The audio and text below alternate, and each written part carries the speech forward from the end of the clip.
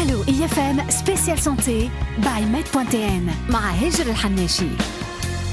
IFM احلى راديو. عسلامة مرحبا بالناس الكل اللي قاعدين يتابعوا فينا. هذه الو IFM سبيشال سانتي باي med.tn، اول موقع طبي في تونس والوحيد اللي تلقى فيه اقرب طبيب ليك وتاخذ معه موعد على الانترنت. موضوعنا اليوم هو الولاده الطبيعيه، وحاضر بحذانا الدكتور غسان بولحية، طبيب مختص في امراض النساء والتوليد. مرحبا بك دكتور بحذانا. عايشك، ميرسي بور لانفيتاسيون. عايشك يعطيك الصحه الله يخليك. باهي دونك باش نحكيو على الولاده الطبيعيه دكتور، اللي جينيرالمون نساء توا مش برشا اما الاكثر يخافوا منها شويه، يمكن اللي ما يعرفوش برشا معلومات عليها، عندهم معلومات خاطئه عليه، يخافوا برشا بالوجيعه نتاع الحس وما تابع هذاك الكل. واحنا باش نحاولوا نفسروا نعطيهم المعلومات اللي لازم يعرفوها باش يعرفوا شنو الاصلح ليهم هما والاصلح للجنين نتاعهم. دونك نفسرهم ديجا شنو هي الولاده الطبيعيه. الولادة الطبيعية موضوع يهم كل امرأة حبلة. هي تدخل لك توا كونسلتاسيون، تقول لك دكتور كيفاش باش نولد، نجم حسب رايك نولد بصفة طبيعية.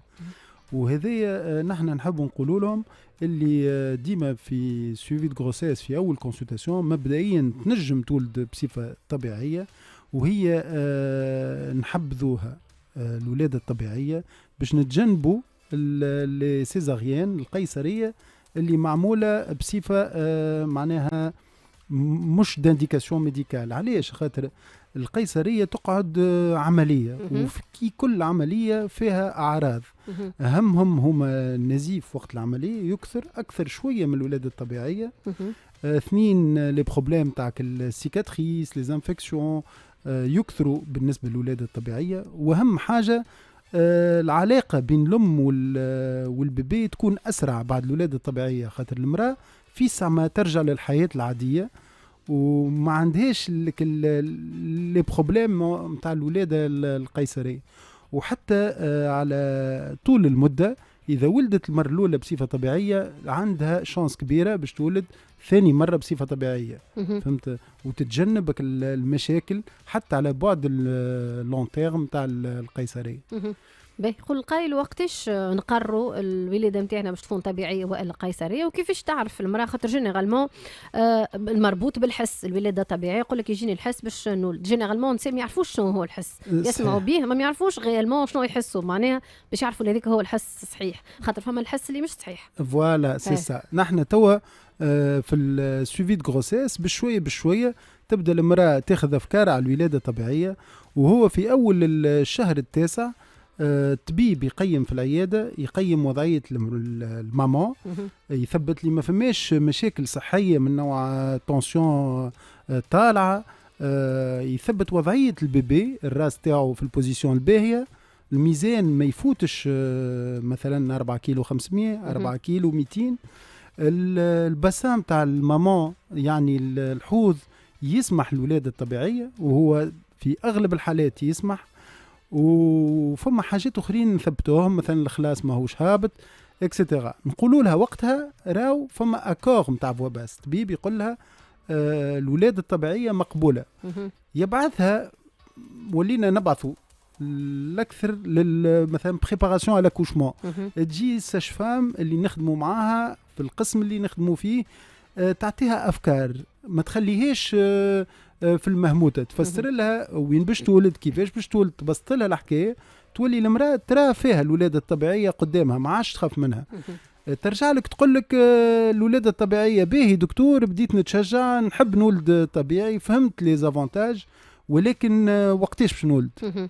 لازم تعرف المراه الحبله سورتو اول مره تولد في اخر الغروسيس، الحس يجيها ينجم في الجمعه الاخرى، ولذا لازم تصبر الاخر نهار في الغروسيس. اذا كل شيء لاباس بطبيعه الحال، اذا كل شيء لاباس نشجعوها ولا موتيف باش تقعد الاخر نهار اللي هما 41 جمعه، اللي هما 41 جمعه. نقولوا لها باغ اكزامبل ننصحوها باللا مارش كل يوم، خاطر البوزيشن هذيك صحيحه معناها المارش تسهل، لا مارش تسهل سورتو في الشهر التاسع.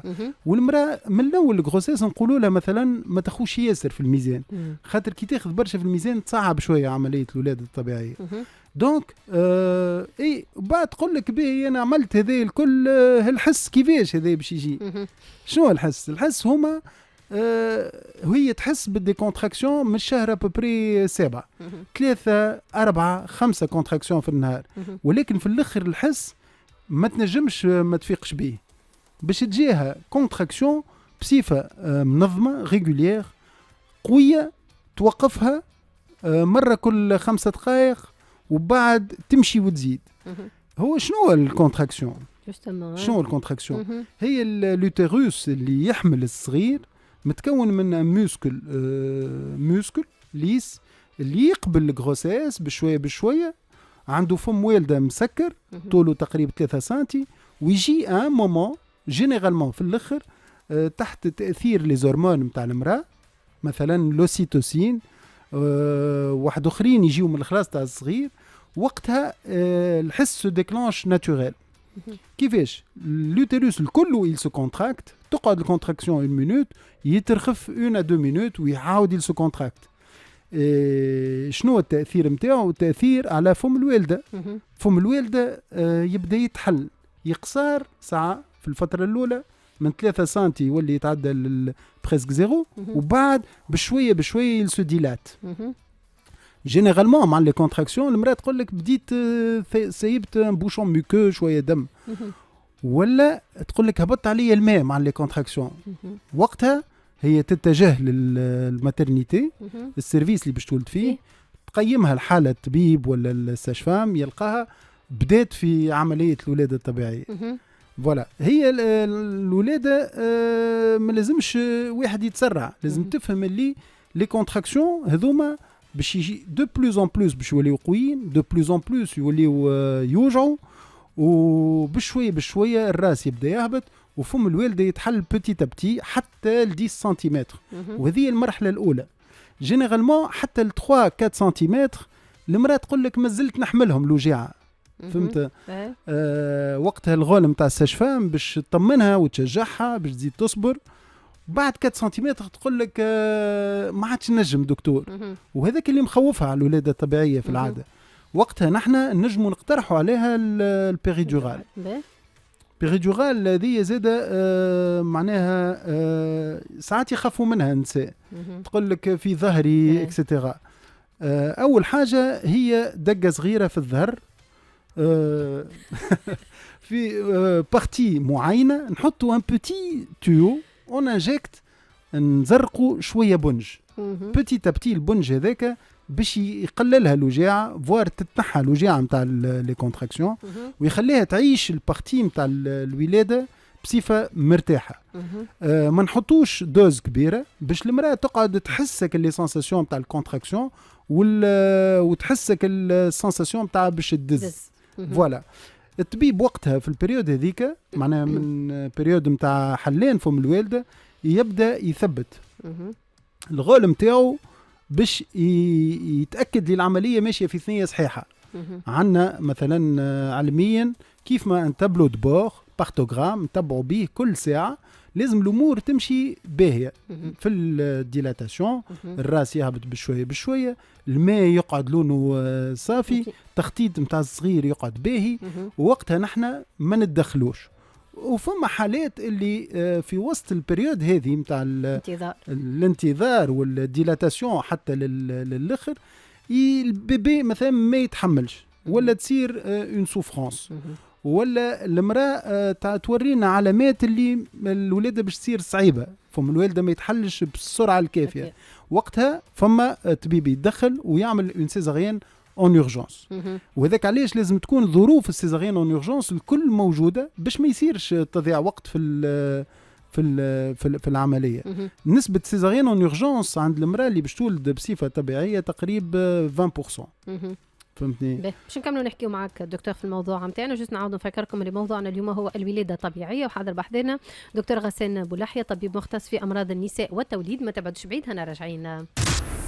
على الولادة الطبيعية، وحاضر بحذانا دكتور غسان بولحية، طبيب مختص في أمراض النساء والتوليد. دونك كنا نحكيو دكتور اللي بلوز او موان نقعدوا نستناو المرأة باش تولد ولادة طبيعية، وكو في مدة الانتظار هذه طالت ورا صاروا حاجات نجموا ندوروا الحكاية ونعديوها سيزارين. فماش حاجات أخرين ولا حاجات ينجموا يصيروا للماما وإلا للبيبي اللي وقت لازمنا نقرروا نوقفوا على المسار نتاع الولادة الطبيعية ونعملوا عملية قيصرية؟ لازم تكون هي ليكيب ميديكال تكون متهيئه باش تعمل سيزاريان اتو مومون. برشا حاجات ينجموا يصيروا كيف ما قلنا. البيبي ما يتحملش الضغط نتاع الولاده الطبيعيه، ولكن هذه نتفطنوا لها على بكري بما انه فما تخطيط على كونتينيو. دونك قليل وين الطبيب يتفاجأ بالوضعيه هذه، يبدا متهيئه نوعا ما. وساعات فم الوالده ما يحبش يتحل بالسرعه الكافيه، ولذا نحن نوليو نخمو اللي بالك شي صغير راسه اكبر شويه من البسه يمكن مش باش تصير بالسهل، ولذا نعملوا وقتها القيصريه. وبعد فما مرحله ثانيه هي بعد ما تحل فم الوالده حتى 10 سنتيمتر، الراس تاع الصغير باش يتعدى في البسان. كي يتعدى في البسان هذيك ما نجموش ندخلوا، تتسمى حاجه ناتوريل، فينومين ناتوريل.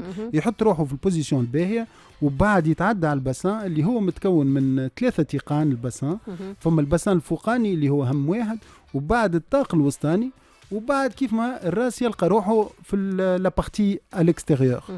وقتها نحضروا المراه ونشجعوها ونقولوا لها يلا توا لازم تعطي لو ماكسيموم مع لي كونتراكسيون، تزيد هي كل لي زيفور اللي تعلمتهم تاع البوسي. جينيرالمون بعد 3-5 مرات دزات مع لي كونتراكسيون المراه تكون تولد. فهمت؟ وقتها الطبيب زاده في المرحله هذه ينجم يتدخل. ساعات المراه تكون عملت 20 دقيقه وهي تحاول وباقي الراس تاع الصغير ما نجمش يخرج. وقتها هو الطبيب يتدخل ويعاون الولاده الطبيعيه. وعندنا عديد من الوسائل باش نعاونوها، دي فورسيبس، دي انسترومون، فوالا. فما واحدين بلو دو، دي كويير، دي سباتول، فما زاد الفونتوز زاد نتعاونوا بها. فهمتني؟ هذه وقتها هو باش وقت اللي يقيم الحاله نتاع الصغير ولا نتاع الماما تعبت ولا الصغير ماذا بينا نخرجوه. اسكو الالات هذه تنجم تاثر على الجنين؟ خاطر جينيرالمون فما نساء مثلا يخافوا من الفونتوز على الراس، يقول لك ساعات في الولاده الطبيعيه نجم يتخلع كتف نتاع البيبي. اسكو حاجات هذوما ينجموا يصيروا ولا لا؟ بالنسبه لهذوما لي انسترومون بيان ميتريزي ومعمولين في معناها في وقتهم وكل شيء، قليل ياسر معناها حاجه فريمون نادره اللي تأثر على البيبي. 2 بالنسبة قلت لي أنت الكتف وكذا، البيبي زاد الطبيب لازم يتدخل باش يعمل ساعات دي مانوفر إذا فما بلوكاج. مثلا لاتات نتاع البيبي تخرج للصغير والباقي معناها بصعوبة، وقتها عندنا دي مانوفر اللي نحن نعاونوا بهم الصغير باش ما يضيعش الوقت. فهمتني؟ بالبلوكاج. 3 حاجة زاد الطبيب يستحفظ على البيريني نتاع الماما وقت الخروج. لازم تصير عمليه الولاده تصير ان دوسور، معناها بشويه بشويه باش ما تصير شكل الاشكاليه نتاع مثلا الجرح اللي ما نتحكموش فيه يمشي ساعات للمخرج اكسيتيرا. دونك لازم نحن تكون لاكوشمون كونترولي ان دوسور، وهو معناها يكون عنده دور وقايه كبير على البارتي نتاع المراه فاجينال والبارتي مسكولير. فهمت؟ اخرج الصغير اي كهو فرحنا نقولوا مبروك مال شنو نعطيه نثبته 3 حاجات. لازم الصغير يعمل لك البكيه الباهيه اللي نحبوها، يتنفس بصفه مرتاح وعنده الحيويه اللازمه. وقتها نعطيه الصغير للماما نحطوه فوقها ونشجعوها على البرومي كونتاكت اللي هو مهم ياسر للماما وللبيبي.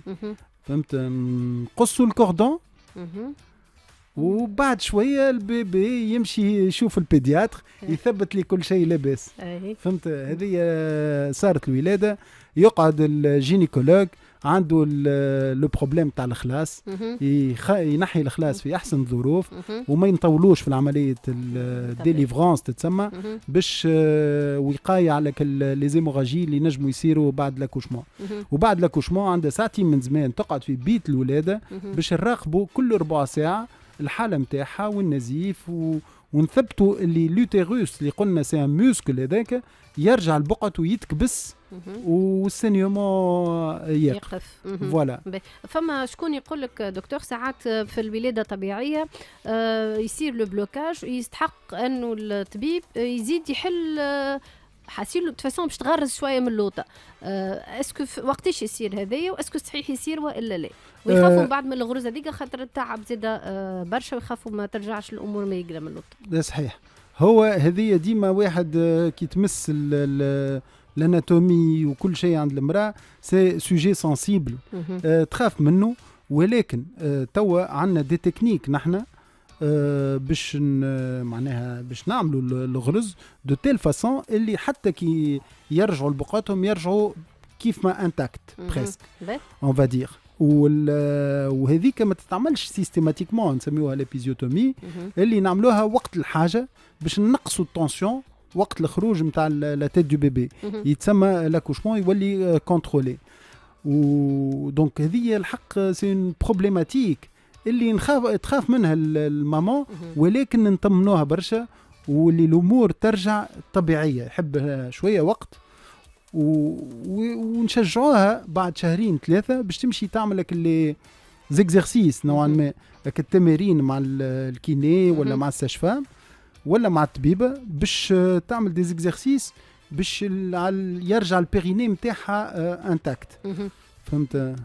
شنو يصير دكتور بعد ما نولدوا الولاده الطبيعيه؟ نقعدوا ساعتين في بيت الولاده ديك نشوفوا الحاله نتاع الام. اسكو من بعد فما حاجات اخرى لازم نردوا بالنا نراقبوهم؟ فباش حاجات اخرين ينجموا يصيروا حتى من بعد ما تروح لدار لازم تقعد تراقب وتعس عليهم والا لا؟ المراه اللي تولد بصفه طبيعيه وما عندهاش معناها تعدات الامور باهيه، المراقبه بعد الولاده تكون اخف برشا من القيصريه. ما عندهاش مشاكل نتاع الجرح ونتاع تلقان الريح ونتاع تلقى روحها في ساعه اكتيف وفي ساعه ما تنجم تتلهي بالصغير نتاعها ويولي مخها الكل فيكسي على الرضاعه جينيرالمون. شنو من النصايح؟ نحن نصايح عاديين، ولكن اذا الامور تعديت باهيه ما تقعدش معناها الامور نتاع الولاده ما هيش باش تقلقها. فهمت؟ فما اسكو فما دي كومبليكاسيون نجموا يصيروا في الولاده الطبيعيه والا لا؟ ولادة طبيعية لي كومبليكاسيون قلنا وغادي وين دور الطبيب مهم ياسر. هو لازم يخلي الأمور تمشي طبيعية، ولكن يتدخل وقت اللي فما خطر على الماما ولا على البيبي. كيفاش يتدخل؟ قلنا يعمل القيصرية متاعه في حالة استعجالية بدون تضييع وقت، ولا يتدخل في وقت الولادة البارتي الأخرى يخرج البيبي في أحسن الظروف ومعناها ويسايس en douceur على البيريني لا بارتي مسكولير فيمينين. وبعد اخر مرحله هي الوقايه نتاع لي زيموراجي. فهمت؟ عندنا دي بوسيبيليتي كبار باش نتدخلوا ونحميوا المراه بعد الولاده الطبيعيه. هيك نحاولوا نحاوصلوا دكتور فيما يخص موضوعنا اليوم الولاده الطبيعيه. شنو اهم الحاجات لازم نحطهم في بالنا وانا نتفكرون فيما يخص الموضوع نتاعنا اليوم؟ اهم حاجات لازم المراه قبل ما تاخذ ديسيزيون وتجي في الكونسلتاسيون وتقول لك نحب نولد راني سيزاريان، انا ننصحها وننصحوها اللي الموضوع هذا معناها تقرا عليه، تعمل اون بريباراسيون للاكوشمون، تفهموا بالكدا باش يولي لها حاجه سامبل في مخها وتدخل في لونفي والتشالنج نتاع الولاده الطبيعيه. خاطر ساعات باغ مونك دانفورماسيون ولا حاجه ما تعرفهاش تولي تخاف منها وهي اون فيت حاجه كيف ما الكلام نقولوه حاجه طبيعيه. فهمت؟ دونك هذه اول حاجه. اثنين معناها تفهم المنافع نتاعها اللي هما ديجا بعد الولاده ما عندهاش المشاكل نتاع العمليه السيزاريان، وثلاثه حتى على اللونتيغ راهي ولدت المره الاولى طبيعيه، ثاني مره كيف رابع حاجه اللي تخاف منها هي قلت لك بعد الموسك اللي ترخفش اكسيتيرا، هذاك تعمل اون ريدوكاسيون باهيه ما تخلي حتى اثار نتاع الولاده الطبيعيه. كيف الوجيعه تقول لك راني خاف ساعات من الوجيعه دكتور، راهو افيك لا بيريدورال تو اللي نعملوها وفي ظروف باهيه الوجيعه انا نقول لها عندك مسيطر عليها، فوالا مسيطرين عليها مقبوله. يعطيك الصحه دكتور، بارك الله فيك على التوضيحات اللي قدمتهم لنا. كان بحذانا الدكتور غسان بولحيه، طبيب مختص في امراض النساء والتوليد. شويه اخر باش تكون حاضره بحذانا الدكتوره خاوله ورتيني، طبيب مختصه في جراحه الانف والاذن والحنجره، باش نحكيو على الشخير. الو IFM سبيسيال سانتي باي med.tn. دكتوره مرحبا بك بحذانا في IFM. مرحبا بك يعيشك. يعيشك يعطيك الصحه. دونك باش نحكيو على الشخير دكتوره، وانا متاكده معناها بالخبره نتاع اللي مش يسمعونا بالكدا اليوم سيرتو النساء اللي رجالهم يشخروا ومعذبينهم ومعذبينهم بالشخير. هذا ديجا نفسروهم لو فينومين الشخير هو هذايا شنو هو؟ باهي نحكيو شنو هو الشخير. هو عباره على صوت ولا ذبذبات دي فيبراسيون يصيروا وقت اللي يصير ارتخاء نتاع العضلات نتاع الجسم وقت اللي الانسان يدخل في النوم. وهذا يصير وقت اللي يصير انسداد في مجرى التنفس اللي يمتد من الانف حتى للقصبه الهوائيه. وقد ما يزيد الانسداد هذا قد ما الشخير يزيد، قد ما ترنفر بالكدا الصوت معناها يزيد يقوى ينجم يوصل حتى لصوت شنيال. والاخطر من هذا انه الانسداد هذا ينجم يولي تسكير كومبليتمون، معناها يتسكر مجرى التنفس. وقتها نحكيو على مرض خطير اللي هو لو سيندروم دابني اوبستركتيف دو سومي، اللي هو انقطاعات النفس في النوم. فنحكيو عليها ultérieurement. جوستومون نقول لك العبيد علاش فما عبيد تشخر وعبيد الاخرى ما تشخرش؟ علاش العبيد تشخر؟ خاطر لا نورمال دي شوز انه المجرى هذاك يكون عادي والتنفس يكون طبيعي ما فما يخرج حتى صوت. فما حاجتين، يا اما فما ارتخاء في العضلات نتاع اللسان ومتاع سقف الحلق الرخو، يهبطوا وقت النوم كي نتمدوا نحن على ظهرنا في البوزيشن هذيك يوخروا التالي، يعود يكون الديامتر هكا ينقص، معناها سي بروبورسيونيل لنسبه الارتخاء، معناها قداش الارتخاء هذاك امبورطون. والا يكون فما ان اوبستاكل في المجرى اللي حكينا عليه، ما يبدا من الانف حتى للقصبه الهوائيه. شنو ينجم يكون الاوبستاكل؟ يا اما نبداو بالانف تعويجه في الحاجز الانفي، يا اما يكون خلقي والا ناتج على ضربه في الانف ولا كلكو سوا، مش لازم حادث، معناها حتى ضربه بسيطه قروش هو ينجم يتعوج فاسيلمون. العباد اللي عندهم حساسيه انف يكونوا القرنيات نتاع الانف منفوخين برشا، دونك الهواء يتعدى ديفيسيلمون.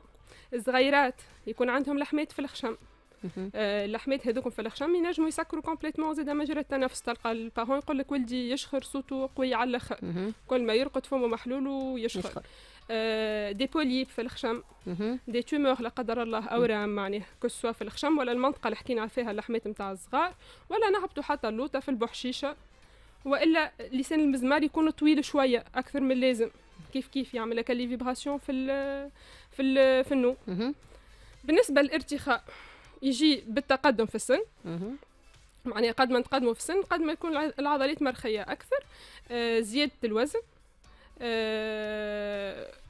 كي نتناولوا الكحول ولا مهدئات، حبوب مهدئه ولا الحبوب اللي تجيب النوم ولا كل، كيف يعملوا ارتخاء اكثر من اللازم في العضلات وينجم يصير الشخير هذا. اسكو صحيح العباد اللي عندهم تونسيون يشخروا اكثر من غيرهم ولا لا؟ ساعات انت المريض اللي عنده تونسيون يبعثه لك الكارديولوج، يقول لك راني انا بدلت الدويات هكا التونسيون مش معدله، كي يسالوا يلقى عنده دي بروبليم في النوم. معناها من الحاجات اللي خلينا نعالجوا الشخير انه يكون فما روتونتيسمون من الناحيه هذه، يبدا عنده تونسيون مش معدله، امراض في القلب، ديابيت مش معدل، هذوما لي كونسيكونس نتاع الشخير. خاطر شنو القلب يقوم بوظيفه اكثر من اللازم وقت اللي يبدا فما شخير، معناها باش ينقص نسبه الاكسجين اللي ناقصه، دونك يتعب القلب، يصير فما مشاكل في نتاع القلب، في التونسيون، كيف ما قلنا في الديابيت. باهي وقول القائل يسمع فينا تو شنو مشكلته، خليه يشخر العبد هو، اسكو فما مشاكل مرضيه خطيره تنجم تنجر الشخير في حد ذاته ماهوش مشكله الصوت هذاك ماهوش هو مشكله كي يبدا برشا ينجم يقلق لونتوراج، ينجم يقلقك على الصحه العامه نتاعك والا لا. جوستومون هذاك سؤالي بيان سور. هاني قلت لك هو على حد صوت ما يقلقش، نخافوا من لي كونسيكونس نتاعو. تلقى العبد شنو العباد اللي فريمون يلزمهم يعديو، تلقاه يشخر يا اما صوت قوي برشا، خاطر كيما قلنا سي بروبورسيونيل لنسبه السدد هذاك، قد ما يعلى الصوت معناه الانسداد كبير، يا اما كيما قلنا عنده تونسيون ولا بروبليم في القلب ولا ديابيت مش معدلين. والا شنو اخر المريض اللي لازم يعدي، تلقى مريض يجيك يقول لك انا الصباح نقوم دايخ، ساعات يجيني الكونسلتاسيون يشكي من صداع وجاعه في الراس، وكي تجي تلوج تلقى لا عنده معناها سينوزيت لا جيوب انفيه لا حتى شيء. لو بروبليم اللي هو ماهوش قاعد يخفي كفايته من النوم في الليل، خاطر اون فيت شنو يصير نحن في الليل كي نرقدوا ويصير الانقطاع هذاك، القلب مش قلنا دقاته تنقص وكل، دونك لو سيرفو المخ يديتكت هكا النقص هذاك ويفيق العبد باش ما يتسدش عليه نفس كومبليتمون ويموت. فهمت؟ دونك تلقى لو سومي دي ميكرو ايفي، يرقد يقوم الصباح بيان سور. ماهوش رونتابل كانوا يخدم معناها، هي تلقاه دايخ بالنوم سومنولون، ماذا به يرقد على طول النهار، راسو يوجع، هذوما كل من اعراض هذوما الشخير وانقطاعات النفس اللي تصير في الليل. ولا يجيك كاريمون يقول لك راني نقوم مفجوع في الليل مخنوق معناها. فهمت؟ هذوما كل لازمهم يعدي، لازم يمشيو للطبيب باش نعملوا كيما قلنا المنظار باش نلوجوا على الاوبستاكل، والا نشوفوا فماشي مشكله في الحلقه نجموا ندخلوا فيها جراحيا، ولا ساعات حتى تخفيض الوزن، الانقطاع الكحول، تنظيم المود دو في معناها ينجم يحل المشكله. ما نسحقوش ان نتعداو الحاجات اخرى، اما لازم واحد يكونسلت باش يفهم سي كوا لو بروبليم، خاصه كيف ما قلت لك ساعات ينجم حتى يخبي دي تومور. فهمت؟ باهي هذا هو. فما شكون في بالي حتى يقيسوا، فما ديزاباري اكزاكتومون يقيسوا الشخير. اكزاكتومون كي جينا المريض يقول لك راني نشخر، ولا اون جينيرال بارتنير يقول لك راهو يشخر، فما ماكينه تجي تتركب في الدار في الليل، يجي ان تكنيسيان يركبها للمريض يرقد بها ليله كامله، والصباح ينحيها ديتكت معناها قداش الشخير ديجا لونجستر، قداش فما من نسبه نتاع انقطاعات النفس اللي قلت لك عليهم هذوما لي زابني. فانا بوزيسيون، خاطر ساعات برشا عباد في البوزيسيون دورسال هذاك يتكاو على ظهرهم يقوى برشا شخير ويصيروا الانقطاعات. في لي بوزيسيون الاخرين تلقاه لاباس. فهمت؟ لا ساتوراسيون اون اوكسجين، قداش نسبه الاكسجين في الدم. لو تراسي هذاك يخلينا نقرروا شنو طريقه العلاج باش نعملوها معناها. بيان سور حسب شنو لقينا في الكونسلتاسيون في الاكزامان مع التراسي هذايا، خاطر كي نفوتوا ان بورسنتاج معين فما جهاز لازم يتركب في الليل باش يعطي هو الاكسجين للمريض وقت اللي ينقطع عليه الاكسجين. باهي هات نشوفوا طريقه العلاج ديجا نتاع الشخير ملي شويه حتى البرشا حتى اللي قاعد يعمل في مشاكل صحيه اخرى. اول حاجه ديما نحكيو عليها في العلاج هي انه يلزم تنقيس الوزن، فيهش كلام معناها هذاك، الرياضه، نوقفوا كما قلنا الكحول والمهدئات. بربي في الرياضه اسكو الرياضات الكل خاطر نعرف ذول لازم يعمل مسكولاسيون تقويه. لا رياضه باش نحاولوا نحن العضلات تتحرك وتكون فما تونوس باهي معناها. فهمت؟ تنقيس الوزن، الرياضه قلنا، توقيف الكحول والمهدئات. فما حاجه اسمها اورتيز دافونسي مونديبولير اللي هي تتحط في اللسان للعباد اللي وخر لسانهم برشا، تقدموا تعمل معناها سور مزور للعبد يركبها في الليل، تهز له لسانه القدام والي فيت انه يتيح التالي. واكثر حاجه معناها اللي هي كما قلنا عليها الماكينه هذه اللي تعطي الاكسجين في الليل، معناها هذه للعباد اللي عندهم ان اندكس نتاع ابني ايبوبني، معناها انقطاعات النفس على هبوط نسبه الهواء يكون عالي برشا، معناها هذاك يلزم يركب الجهاز هذايا. فما حاجات تتعالج كيف ما قلنا نحن بالجراحه، كاين فما اعوجاج في الحاجز الانفي باش نقاوموه، كاين فما حساسيه باش نعالجوها، كاين فما لحمات باش نحيوهم، كاين فما دي بوليب كيف نعملوا جراحه ونحيوهم. فما حتى جراحه للسقف الحلق كي يبدا هابط وضيق، والا لسان المزمار اذا يبدا طويل نجموا نقصوا فيهم. فهمت؟ هذم هما عموما معناها الامكانيات اللي نجموا نعملوهم باش نعالجوا المريض اللي عنده الشخير والا انقطاعات النفس في النوم. اسكو فما تدابير احتياطيه والا وقايه والا حاجات لازمنا نعملوهم بوغ ايفيتي الشخير والا لا؟ اللي حكيت عليهم هذوما، خاطر هما العباد اللي تلقاهم معناها ما عندهمش المشاكل هذوما سوفون ما عندهمش المشكله هذيا. اللي تلقاه سبورتيف ما عندوش اكسي دو بوا، ما يبرون با دو الكول ولا لي سومنيفير ولا الدويات المهدئه، تلقاه عاده ما عندوش شخير. يقعد الشخير اللي يجي بالتقدم في العمر خاطر ارتخاءات نجم تزيد بالعمر من غير ما يكون فما اكسي دو بوا، فهمت؟ وقتها اون دو انترفينير. باهي، اسكو صحيح التشخير عند الصغارات ينجم ياثر على النمو نتاعهم ولا لا؟ ينجم حتى يبدل منظر الوجه. معناها الصغير اللي يشخر برشا ينجم دقنونته هذه توخر ويكون عنده مشاكل في تسكيبة الفم في السنين. واباغ اللي هو معناها متعرض للانقطاعات النفس اللي قلنا عليهم، خاطر ساعات صغير يشخر اكا هو، فما صغير اللي يبدا خشمه مسكر كومبليتمون، لحمته مسكرين كومبليتمون خشمه، يمكن يكون عنده ديزابني دو سومي، انقطاعات نفس اللي باش ياثروا على نمو اوتوماتيكمون. باهي، والعلاج نتاع الشخير عند الصغار هو بيدو عند الكبار ولا عندهم طريقه اخرى؟ هو أخرى؟ عند الصغار سوفون اكثر سبب هو لي فيجيتاسيون اللي هما لحمه الخشم والا لحمه الكريجم، لي زاميغدال كي يبداو منفوخين. هذوكم كي يبداو منفوخين عمليه جراحيه يتنحى ويرجع الصغير يرقد ان سومي ترونكيل من نهار وليني. ياك مريق. كان عندك حاجه تحب تضيفها دكتوره فيما يخص الموضوع نتاعنا اليوم؟ جوست اللي نحب ناكد عليه اللي ما نقولوش شخير وكهو، ما هوش حكايه فارغه. معناها كيبدا فما شخير وزدت فهمت انا حبيت جنسيست على الحاجات اللي خلينا نمشيو نعديو، هذوما ماذا بينا نحب نذكر بهم. نذكروا بهم نذكروا بهم انه شخير يكون الصوت عالي برشا، خاطر كما فهمتك الصوت بروبورسيونيل للضيق، مع شخير معها هايبرتنسيون، سكر، ديابيت، معناها امراض في القلب ما همش كونترولي. عبد يشكي لك اللي هو انقطع عليه النفس في الليل، معناها هذاك يفيق كهما من النوم وينقطع عليه النفس، والا انه يكون في النهار فاشل ماذا به يرقد. ساعات فما مرضى يقول لك انا نطلب في التليفون وهو ينوقز هزني نو تلمو في الليل ماهوش قاعد يرقد، يقوم الصباح راسو يوجع ما ينجمش يخدم، الروندمون يبدا طايح على الاخر في الخدمه، ماذا به على طول النهار يرقد وجيعه في الراس. هذم هما غروسو مودو الحاجات اللي خليونا ماذا بينا نعديو باش نشوفوا شنو الحكايه. اذا كان واحد يبدل البوزيسيون تاع النوم نتاعو ما عادش عنده شخير، ما عادش فما مشكله وقتها ولا لا؟ فات فما برشا عباد كي يرقدوا التالي قلت لك المشكله خاطر انت كي تفهم الاناتومي يهبط اللسان والسقف الحلق التالي وعلى جنب تلقاه سافا. هذاك معناها فما اللي يحطوا كره نتاع تنس من تالي ولا حاجه بور ايفيتي انه يرقد على ظهره ولا يرقد على الجناب. سا بو ريزودر لو بروبليم غير ما نسحقوا دوتر مويان. فهمت؟ باهي، يعطيك الصحه دكتوره، بارك الله فيك، يعيشك ربي يخليك. كنت بحذنا دكتوره خوله ورتيني، طبيبه مختصه في جراحه الانف والاذن والحنجره. كنا نحكيو على الشخير والمشاكل نتاعو. شويه اخر باش تكون بحذنا مدام منال العرفاوي اخصائيه التغذيه باش نحكيو على مقاومه الانسولين وطريقه العلاج نتاعو. ما تبعدوش بعيد، هنا راجعين على اعراض مقاومه الانسولين وطريقه العلاج نتاعو. مرحبا بك مدام بحذنا. اهلا بك هجه، عايشك يعطيك الصحه الله يخليك. كيفاش نفيقوا ديجا مدام منال اللي عندنا مشكله نتاع مقاومه الانسولين؟ بعد نعرفوا شنو هو ديجا مقاومه الانسولين. هو فما بعض الاعراض اللي باش نقولوها باش الناس تنجم تلاحظها على التغيرات اللي تصير في الجسم. اول حاجه نلقاو العبد عنده زياده في الميزان، وخاصه يقول ان الزياده هذه بدات كما نقولوا بصفه كبيره، وخاصه الزياده تكون فما زياده الاكثر في منطقه البطن اللي ينقولوا الباد فونتر. نلقاو التور دو تاي عند المراه يفوت 88 سنتي وعند الراجل يفوت 110.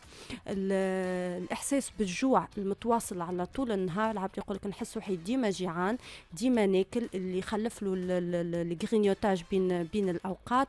الاحساس بالتعب والارهاق المفرط زي كيف على طول النهار، ديما تعبين ديما فاشلين.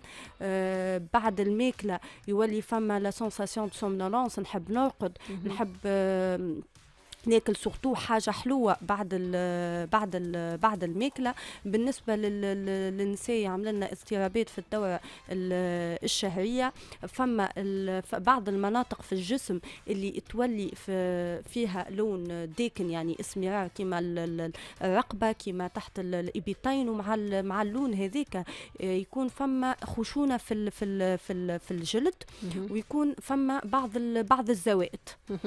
لان العباد اكثر تقول لك لا مسخانه، والا تقول لك سي مانك ديجين، الوغ كو سورتو الاسمرار في منطقه الرقبه ولا تحت الابيطين والا في الانتيريور دو كويس مع الخشونه في الجلد، هذيك من ابرز العلامات اللي توا ولينا نلاحظوها عند الكبار اي سورتو زاد عند الصغار. دونك هذيك من اهم الحاجات علاش قلت لك سورتو لو مات ما تفيقش بها تقول لك لا ملي الدنيا سخنت ولات رقبته اغمق مونك دو ديجين لا هذيك راهي من اهم علامات مقاومه الانسولين. بالطبيعه بعد العلامات هذوما فما تحاليل ومش تحليل برشا ناس يغلطوا اللي هو تحليل مخزون السكر لا مش تحليل مخزون السكر. فما بعض التحاليل اللي يقوم بهم الطبيب المباشر بما فيهم تحليل المخزون الانسولين والانديس دو اوما هو اللي باش يعطينا اسكو فما ريزيستانس على الانسولين لا وقداش الدوغري نتاع الريزيستانس على الانسولين اللي موجوده عندنا. ما هذه العلامات اللي نجم الشخص يلاحظها على بدنه وعلى اثرها يتوجه للطبيب. هو جوستومون خلي العباد باش تفهم مش معناها مقاومه الانسولين. مقاومه الانسولين في الاول احنا الانسولين سي اون هرمون تقوم بافرازها البنكرياس. الغول نتاعها انها باش تهزلنا السكر اللي احنا يعني في الجسم من استهلاك الكربوهيدرات او السكريات اللي تحول الكل لسكر وتقوم بنقله للي سيلول نتاع الجسم بما فيهم السيلول هيباتيك لي سيلول نتاع les cellules graisseuses et les cellules musculaires. Donc لنا les cellules هذوما نتاع الجسم عندهم دي ريسبتور او ما نسمى عباره نقولوا احنا كيما نقولوا كيما الكوبه اللي باش يحل بها الانسولين ويعطي السكر للي سيلول هذوما. وقت اللي تكون الكميات الماكله او استهلاك السكريات بصفه كبيره او النشويات بصفه كبيره نوليو عباره نعيطوا للانسولين برشا مرات في النهار. دونك لي سيلول يريزيست يوليو ما عادش يدخلوا السكر اللي قامت بنقله الانسولين وبشويه زاد الانسولين هذيك تفقد الفاعليه نتاعها. دونك من هوني نقولوا مقاومه الانسولين لانه لي ريسبتور دي او نيفو دي سيلول يريزيست للانسولين اللي هي قامت بنقل السكر. دونك لنا جينيرالمون نلقاو العبد عنده فونت مسكولير ينقص لانه المسكل اللي الانسولين ما عطاتوش او ما نجمتش تعطيه السكر باش يولي يفقد من السكر نتاعو يفقد من الحجم نتاعو وتولي تراكم في نسبه الشحم في الجسم وحتى المورفولوجي نتاع الجسم تتبدل ولي فما ديفيسيت مسكولير واكومولاسيون كبيره نتاع غريس. وكاليش جينيرالمون يظهر لي العباد اللي عندهم مشكله نتاع مقاومه الانسولين ما نجموش يضعفوا كان هما بصحتهم اللي يلقى صعوبة حتى كي يجي يحاول انه ينقص في ماكلته او يحاول يعمل سبور يلقى صعوبة في التنقيص في الميزان من الاول لانه توا باش يعاود يرجع الفونكسيونمون تاع الانسولين باش بعد ينجم ينقص في الميزان وهو مرتاح. شنو الحاجات الاخرى اللي نجم يعملها مقاومة الانسولين ترجع بالخايب على البدن نتاعنا؟ مقاومة الانسولين اذا ما تعالجتش اوتوماتيكمون باش تهزنا للسكري نوع 2 باش تعرضنا لارتفاع ضغط الدم ارتفاع نسبة الكوليسترول. بالنسبة للنساء تنجم تعطينا التكيس المبايض تخلينا عرضة لمالادي كارديو فاسكولير. دونك هوني يولي لو سندروم ميتابوليك اللي انستالي. كيفاش يصير العلاج نتاع مقاومه الانسولين؟ العلاج نتاع مقاومه الانسولين اول حاجه باش يكون بالتغذيه نتاعنا. يعني كيفاش ديجا لازم كما قلت انت من الاول راهو الجسم مش باش يجاوب معنا فيسع دونك لازم الانسان اللي عنده مقاومه الانسولين لازم يفهم انه باش يوسع باله وباش يعاود ينظم ماكلته وينظم بدنه باش يرجع الفونكسيونمون نتاع البدن كيما كان. دونك لازم تستحق منا شويه صبر في الاول. اول حاجه باش نقطعوا قطعا تاما ما غير حتى نقاش مع السكر. هذيك اول حاجه قطع تام. حتى احنا ديجا المخزون نتاع الانسولين اللي عندنا مخزون معين ما نجموش نستهلكوه بالفارغ وهو مش قاعد يخدم مليح. دونك باش نقطع نهائيا مع السكر باش نحافظ على المنسوغ مخزون نتاع الانسولين اللي عندي. باش نحاول نقص من استهلاك النشويات خاصه الفرينه البيضاء ونعوضها بالقمح الكامل. يعني كان في المقرونه كان في الرز كان في الكسكسي في الخبز في المعجنات واللي بات بصفه عامه نمشيو للي بات كومبلي وتكون زاده الكونسوماسيون ليميتي.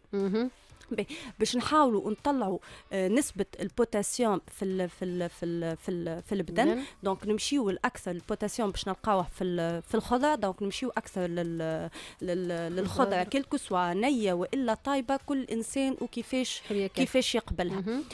نحاولوا نزيدوا استهلاك الالياف لنا باش تعاوننا على تنظيم مستوى معدل السكر في الدم مع الانسولين. دونك الالياف نلقاوها في الخضره، نلقاوها في الحبوب الكامله، نلقاوها في البقوليات، ونلقاوها زاده في الجرين كيما الجرين دو شيا، الجرين دو لان.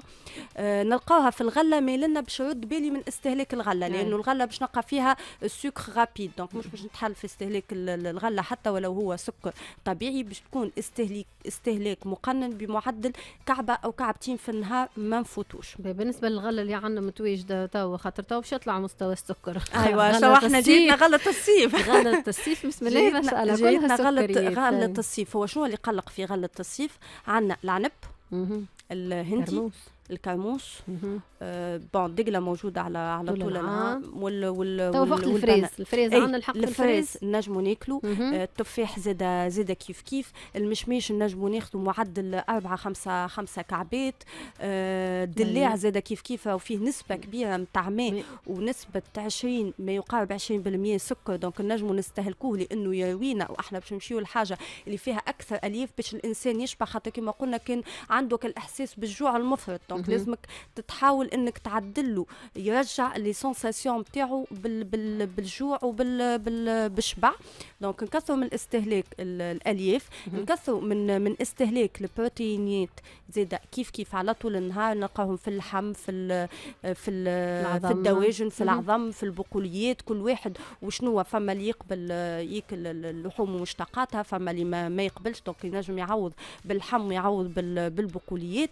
نحاول البقوليات سامحني مش تولي نشويات وبعد تولي سكريات، فيها نشويات باش نلقاو فيها نشويات، باش نلقاو فيها بروتينات، باش نلقاو فيها الياف. اما لنا اذا نحكيو على مقاومه الانسولين، اذا باش ياخذ بقوليات ما عادش ناخذوا نشويات الاخرى، يعني ما عادش ناخذوا مقرونه وكسكسي وكل. فهمتك. باش يكون الكميات مقننه وزاده على حسب احتياجات الجسم. نحاولوا ننظموا الاوقات نتاع الماكله، نخليو ديما معدل 4-5 سوايع باش منسوب السكر يتعدل بين الوجبات.